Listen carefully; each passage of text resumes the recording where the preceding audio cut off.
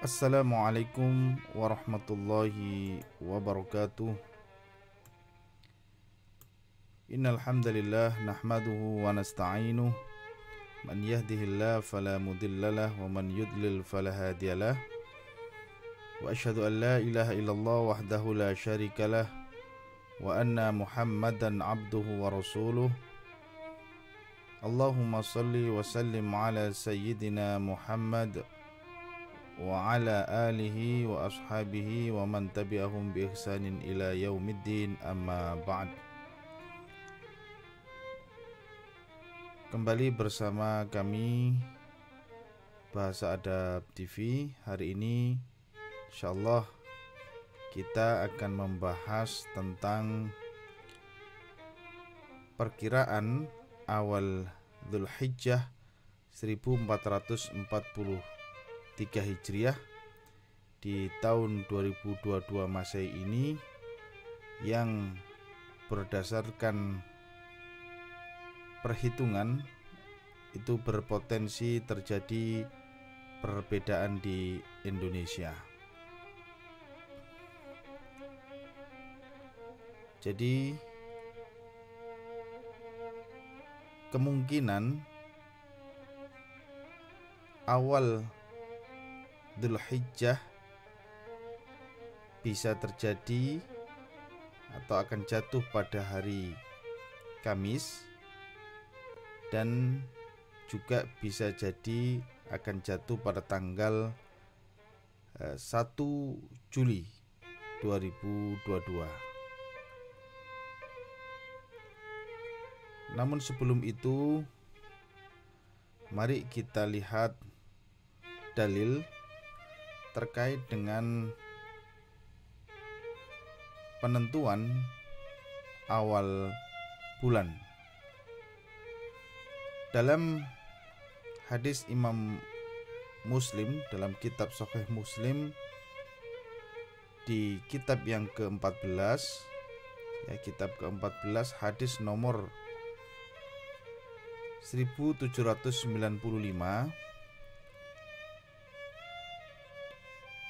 hadis ini berasal dari Umar bin Khattab. Haddatsana Yahya bin Yahya qala qara'tu ala Malik an Nafi' an Ibni Umar radhiyallahu anhuma an-nabi sallallahu alaihi wasallam anin nabi sallallahu alaihi wasallam annahu dzakara Ramadan faqala la tasumu hatta tarau al-hilal wa la tuftiru hatta tarauhu fa in ughmiya alaikum faqdiru lahu. Kurang lebih artinya adalah bahwa ketika masuk bulan Ramadan, maka Nabi mengatakan la tasumu, jangan berpuasa hatta tarau al-hilal, hingga kalian melihat hilal. Wala tuftiru, dan jangan berbuka hatta tarauhu, hingga kalian kembali melihatnya. Fa in ughmiya alaikum, dan apabila tertutup oleh awan kalian, faqdiru lahu, maka tentukanlah, maka hitunglah.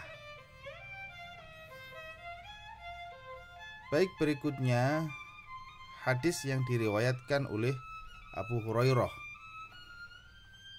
yang bisa kita lihat dalam kitab Sahih Muslim nomor hadis 1808. Haddatsana Yahya bin Yahya akhbarana Ibrahim bin Sa' an Ibni Syihab an Sa'id bin Musayyab an Abi Hurairah radhiyallahu an qala Rasulullah sallallahu alaihi wasallam idza ra'aitum al-hilal fasumu wa idza ra'aitumuhu fa'aftiru fa in ghumma 'alaikum fasumu 30 yauman. kurang lebih artinya adalah dari An Abi Hurairah, dari sahabat Abi Hurairah radhiyallahu an, semoga Allah meridhoinya, qalat, ia mengatakan bahwa qala Rasulullah sallallahu alaihi wasallam, Rasulullah mengatakan, idza ra'aitum al-hilal, apabila kalian melihat hilal, fasumu, maka berpuasalah. Wa idza ra'aitumuhu, dan ketika kalian melihatnya kembali, fa'aftiru, maka berbukalah. Fa in humma alaikum, dan apabila tertutup kalian, fasumu thalathina yauman, maka berpuasalah 30 hari. Maka genapkanlah puasa 30 hari.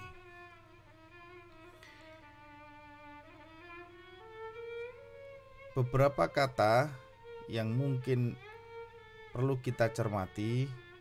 Yang pertama, hadis yang pertama adalah menggunakan kata uhumiyah. Uhumiyah ini secara umum makna dasarnya adalah pingsan atau tidak sadar atau hilang hilang kesadaran. Tetapi makna yang dimaksud di sini adalah mendung, ya, mendung atau berawan. Uhumiyah ini dalam bentuk fi'il mabni lil majhul. Jadi tertutup oleh awan. Kemudian juga sama, yaitu hadis yang kedua tadi menggunakan kata fa'in humma. Ya, fa'in humma ini juga fi'ilnya mabninya lil majhul dalam bentuk majhul. Makna dasarnya adalah membuat berduka atau menjadikan sedih. Tetapi makna yang dimaksud di sini adalah tertutup awan. Baik, itu adalah dalil daripada penentuan awal Syawal khususnya dan juga awal Dzulhijjah, karena ini berkaitan dengan pelaksanaan sholat Idul Fitri dan juga pelaksanaan Hari Raya Kurban. Berkenaan dengan ini, Majelis Ulama Indonesia membuat fatwa nomor 2 tahun 2004 tentang penetapan awal Ramadan, Syawal dan Dzulhijjah. Ini fatwanya bisa di-download ya, di-download di website kami ya, di bahasaadat.com. Nanti silahkan dicari dengan judul awal Dzulhijjah ya. Bisa di-download.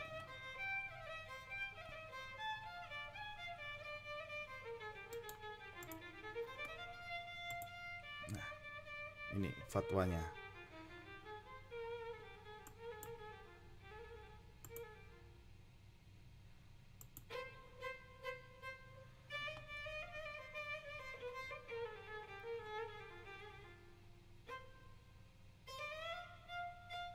Jadi fatwanya adalah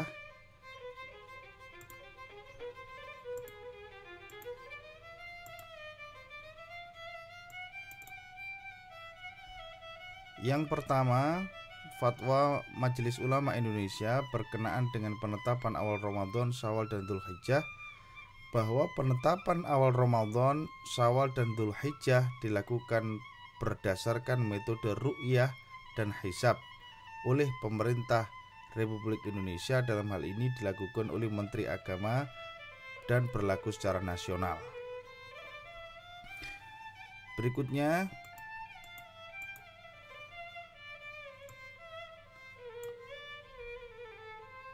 yang kedua, seluruh umat Islam di Indonesia wajib menaati ketetapan pemerintah Republik Indonesia tentang penetapan awal Ramadan, Syawal dan Dzulhijjah. Berikutnya, yang ketiga adalah dalam menetapkan awal Ramadan, Syawal dan Dzulhijjah, Menteri Agama wajib berkonsultasi dengan Majelis Ulama Indonesia, ormas-ormas Islam dan instansi terkait. Kemudian yang keempat, hasil ru'yat dari daerah yang memungkinkan hilal diru'yat walaupun di luar wilayah Indonesia yang matlaknya sama dengan Indonesia dapat dijadikan pedoman oleh Menteri Agama Republik Indonesia. Kemudian rekomendasinya, agar Majelis Ulama Indonesia mengusahakan adanya kriteria penentuan awal Ramadan, Syawal dan Dzulhijjah untuk dijadikan pedoman oleh Menteri Agama dengan membahasnya bersama ormas-ormas Islam dan para ahli terkait. Ini adalah Fatwa Majelis Ulama Indonesia nomor 2 tahun 2004 berkenaan dengan penetapan awal Ramadan, Syawal dan Dzulhijjah. Baik, sekarang kita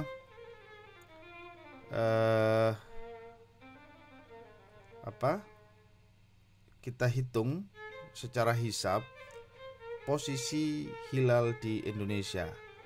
Dalam hal ini saya menggunakan 3 tempat sebagai wakil. Yang pertama yang ada di Merauke, tentunya ini wilayah yang paling timur, Ini yang paling timur ya. Terus kemudian ada Tanjung Priok dan juga ada Sabang yang di Aceh untuk daerah yang paling barat. Nah, sebelum ini adalah hasil perhitungannya ya. Ini adalah hasil perhitungannya. Sebelum kita ke sini, kita terlebih dahulu kita lihat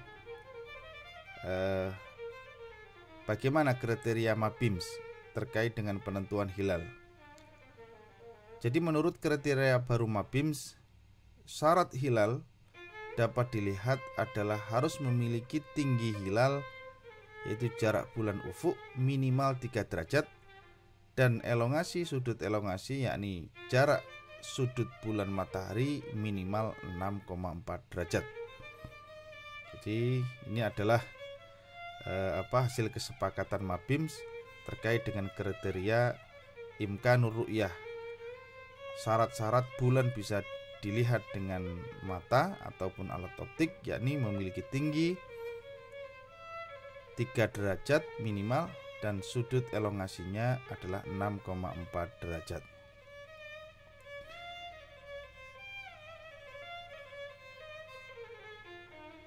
Apabila posisi hilal kurang dari 3 derajat dan sudut elongasi kurang dari 6,4 derajat, maka menurut sains astronomi maka akan susah untuk dilihat baik dengan mata langsung maupun bantuan optik, yaitu teleskop. Karena apabila kurang dari angka ini, hilal terlalu tipis untuk bisa mengalahkan cahaya syafaq. Cahaya syafaq ini adalah cahaya sinar cahaya sinar merah matahari setelah terbenam. Jadi kalau sudut tinggi bulan ini dari ufuk kurang dari 3 derajat dan sudut elongasi dengan matahari kurang dari 6,4 derajat, maka cahaya hilal dipastikan akan kalah dengan cahaya syafaq matahari. Nah, saya menggunakan software Accurate Times. Accurate Times ini software yang banyak digunakan oleh para astronom, termasuk yang digunakan oleh Profesor Thomas Jamaluddin dari LAPAN. Kita bisa lihat di blognya itu beliau menggunakan software Accurate Times untuk memberikan gambaran tentang posisi hilal. Baik, di Merauke di Papua, lokasinya di sini.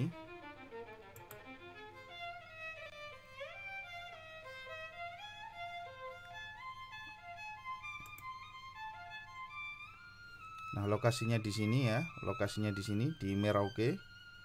Ini di Merauke. Ya. Nah, ini di Merauke ya, di Merauke posisinya di sini. Itu secara hisab, secara perhitungan, maka tinggi bulan akan berada pada 1 derajat 18 menit dan 30 second. Sementara elongasinya pada posisi 4 derajat 36 menit dan 52 second. Berdasarkan kriteria Mabims, tentu tinggi bulan kurang dari 3 derajat dan juga sudut elongasinya kurang dari 6,4 derajat.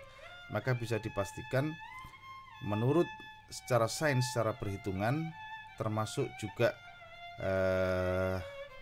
mengikuti berdasarkan kriteria Odeh, maka ini ya yang tidak berwarna, ini not color, maka ini Indonesia ini impossible untuk bisa, maksudkan not possible, nggak mungkin bisa melihat hilal. Berikutnya untuk Indonesia hampir di bagian tengah di Tanjung Priuk, Jakarta. Ya, di Tanjung Priuk, Jakarta, kita lihat posisinya.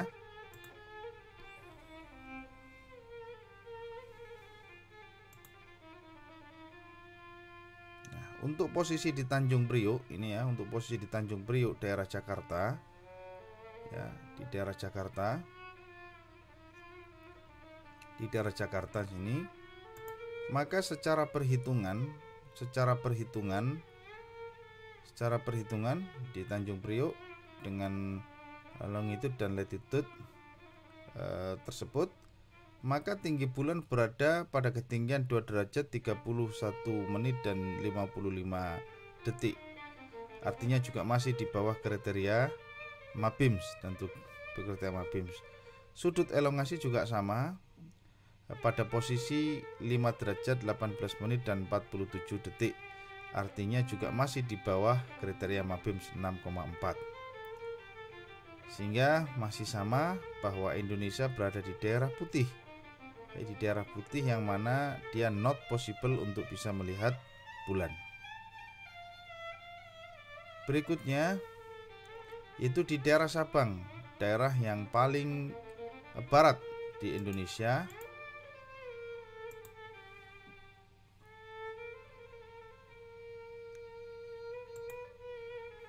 Di daerah sini ya, di daerah kita coba daerah sini.